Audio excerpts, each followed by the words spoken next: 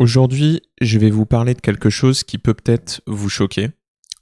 Ça peut être mal interprété si vous n'êtes pas levé du bon pied, mais c'est un peu bizarre à dire.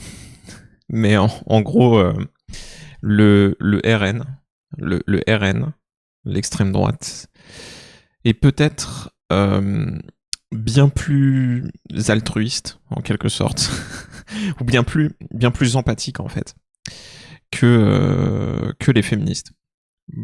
Je prends l'exemple des féministes, mais vous comprenez que ce raisonnement, il va pouvoir s'appliquer à des tas de choses. Il y a un problème que je vois assez récurrent dans la gauche, dans l'humanisme, de manière générale, qui est que les gens font des actions, la gauche fait des actions qui ne visent pas à convertir le plus de gens à leur idéologie.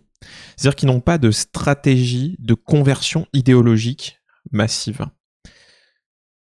Vous voyez, le féminisme est un bon exemple de ça, mais par exemple, on peut prendre l'exemple récent j'ai eu une discussion avec un ami sur le sujet récemment et c'était assez compliqué de lui expliquer ça, un ami qui est situé de gauche.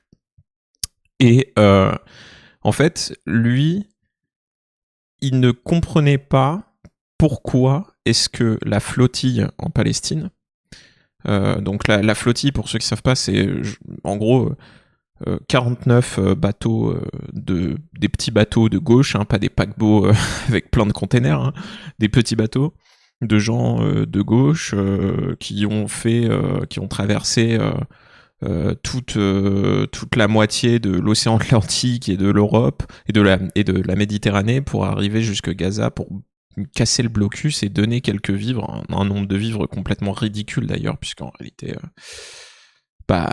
ils avaient un seul méga conteneur, mais un seul méga tanker avec plein de conteneurs aurait fait peut-être 10 000 fois le nombre de nourriture qu'ils ont amené, surtout qu'en plus ils ont jeté la nourriture à la mer parce qu'ils ne voulaient pas que Israël tombe dessus. Donc en fait, l'impact conséquentialiste est très mauvais. La discussion que j'ai eue avec mon ami, finalement, c'était qu'il me disait oui, mais il y a un impact idéologique. Sauf que bon, finalement, quand on regarde sur la snap map, les snaps des Palestiniens, parce que vous pouvez regarder au jour le jour sur les snaps des Palestiniens sur la snap map, ils disent deux choses. Donnez-nous de l'argent, voilà mon PayPal. Et ils disent merci Trump de nous avoir sauvés. D'accord ? Donc en fait, le problème en fait, c'est que quand j'ai dit ça par exemple à mon ami en question, il m'a dit oui mais la monnaie n'a plus cours là-bas puisque machin truc, etc. Bah alors les Palestiniens demandent de l'argent PayPal pour rien. Dans ce cas-là, ils demandent de l'argent sur PayPal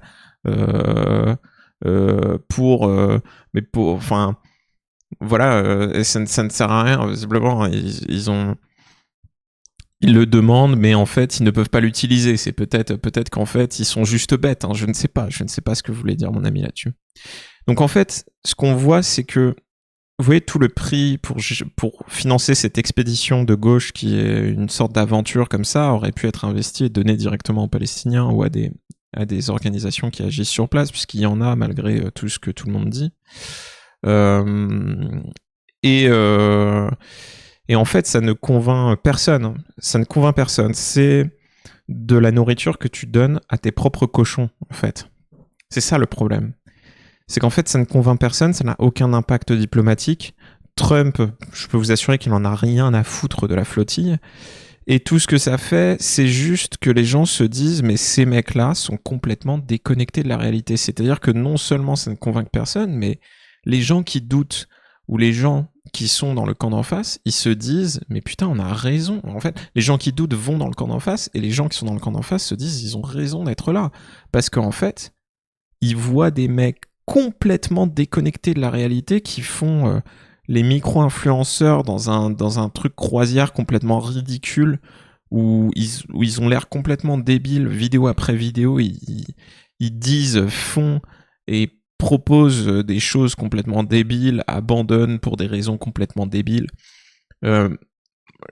C'est-à-dire que d'un côté, par exemple, ils se mettent à donner des grandes considérations morales sur l'urgence de la situation, sur le fait qu'on ne peut pas faire autrement, que c'est extrêmement grave, mais après, ils doivent abandonner pour des raisons de merde, en fait. Donc en gros, si tu penses vraiment que c'est tout bonnement insupportable, mais suicide-toi pour le faire, c'est-à-dire fais-le jusqu'à presque en crever, en fait.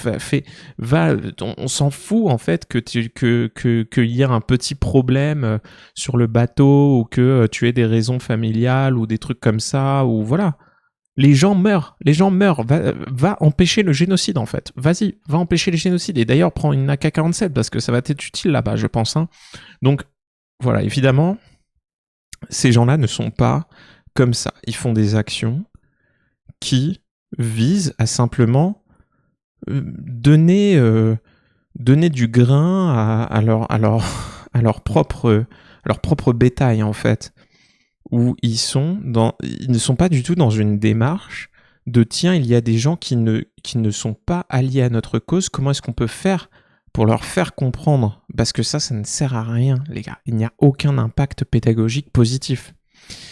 Donc, d'ailleurs, quand on demande un impact pédagogique aux gens de gauche, souvent, et d'ailleurs aux féministes par exemple, on nous dit « Ah tiens, voilà, une injonction à la pédagogie », comme quoi ce serait fallacieux de demander un impact pédagogique à leurs actions, quoi.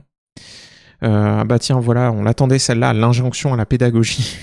Donc, c'est un gros problème. Pourquoi ? Parce que vous voyez, par exemple, le Front National, c'est renommé le Rassemblement National. Vous voyez ? Rien que ça est une preuve de leur empathie, en fait, parce qu'ils comprennent d'un point de vue empathie cognitive. On parle pas de neurones miroirs. Les neurones miroirs, vous savez, c'est bête. Dans un neurone miroir, tu vois quelqu'un qui a l'air triste, tu te sens triste. Tu vois quelqu'un qui a l'air heureux, tu te sens heureux. Ce qui fait que, par exemple, Ryan Gosling est beau gosse parce que, par défaut, il a un visage qui a l'air d'être enjoué. Donc, en fait, il envoie des émotions positives aux gens qui le regardent. Vous voyez, ça, c'est les neurones miroirs, mais de manière générale, voilà, vous voyez bien que Ryan Gosling est en train de nous manipuler. Inconsciemment, en fait. C'est juste son visage qui est comme ça. Par exemple, il y a les chiens qui sont mignons, les chiens qui ont l'air tristes, ils déclenchent perpétuellement les neurones miroirs. Les neurones miroirs peuvent se faire complètement berner très facilement. Ça, c'est ce que la plupart des gens appellent l'empathie, en fait. Les neurones miroirs, c'est l'empathie instinctive, en fait. C'est ce que les gens imaginent quand ils parlent d'empathie, c'est-à-dire un truc qui vient du corps, où on se dit on n'a pas de contrôle rationnel dessus. Mais la réelle empathie, celle qui a un intérêt pour l'humanisme, c'est l'empathie cognitive, en fait. C'est celle où tu te mets à la place de l'autre personne et tu comprends ce que ressent, ce que peut ressentir l'autre personne, grâce à ta réflexion, en fait. Et le souci, c'est que visiblement, par exemple, le féminisme n'a jamais cherché à renommer le mot féminisme. Sachant qu'il n'est pas empathique, c'est certain que ce mot-là est clivant par défaut, en fait. Surtout quand il s'oppose au masculinisme. C'est-à-dire que by design, ce mot-là crée un essentialisme du rôle de la femme qui crée une scission entre l'homme et la femme, en fait. Donc, il suffirait de renommer ça, par exemple, on va dire, je sais pas, l'égalitarisme, de dire en fait, on est pour ou alors la désexualisation, tu vois. Le désexualisme, je sais pas, trouver un autre nom, puisque l'égalitarisme, vous allez dire que ça existe déjà et c'est autre chose. Mais vous voyez ce que je veux dire ? On peut trouver des choses, des noms qui permettent de rassembler, en fait, justement. Vous voyez, le Rassemblement National, ils sont plutôt malins quand même. Donc, en gros, c'est ce genre de choses. On voit, par exemple, le RN constamment faire des actions de conversion comme ça, des actions très insidieuses pour essayer de ramener les gens à leur idéologie, les amener petit à petit à leur idéologie. Et ça, en essayant de ressortir de cet aspect d'antagoniste, etc., et de briser cette vision-là, de créer de la confiance. Et en fait, c'est ça. On ne voit jamais les gens de gauche faire ça. Alors que fondamentalement, c'est ce qui est à la base de l'humanisme. En fait, l'humanisme serait censé impliquer des choses comme ça.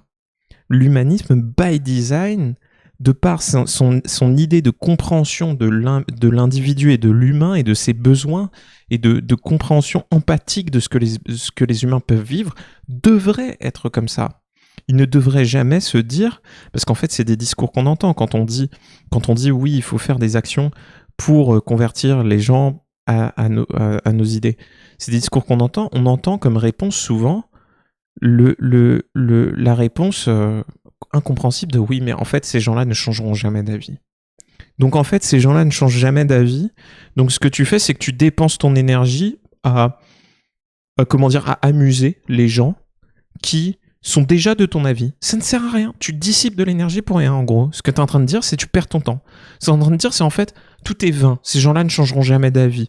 Donc, autant continuer à essayer de convaincre des gens qui sont déjà convaincus, quoi. Autant perdre du temps et de l'énergie et rien faire, en fait. Surtout qu'en plus, c'est faux, évidemment. Tout le monde peut changer d'avis, tout le monde change. Il faut créer Ça n'a aucun sens. Ces gens-là ne changent jamais d'avis. C'est juste tout bonnement faux, en fait. Il n'y a jamais personne. En fait, il y a toujours un moyen de faire changer d'avis n'importe qui. La question est comment. Qu'est-ce que tu es prêt à faire pour le faire? Quelles conséquences tu es prêt à rechercher, à observer, en fait? Donc voilà, c'est un problème fondamental et que je vois chez beaucoup trop de gens de gauche humaniste. C'est ce gros problème de conséquentialisme, en fait, un gros souci de conséquentialisme, d'empathie, de compréhension de ce qu'ils doivent faire en tant qu'idéologie, en fait. Voilà tout.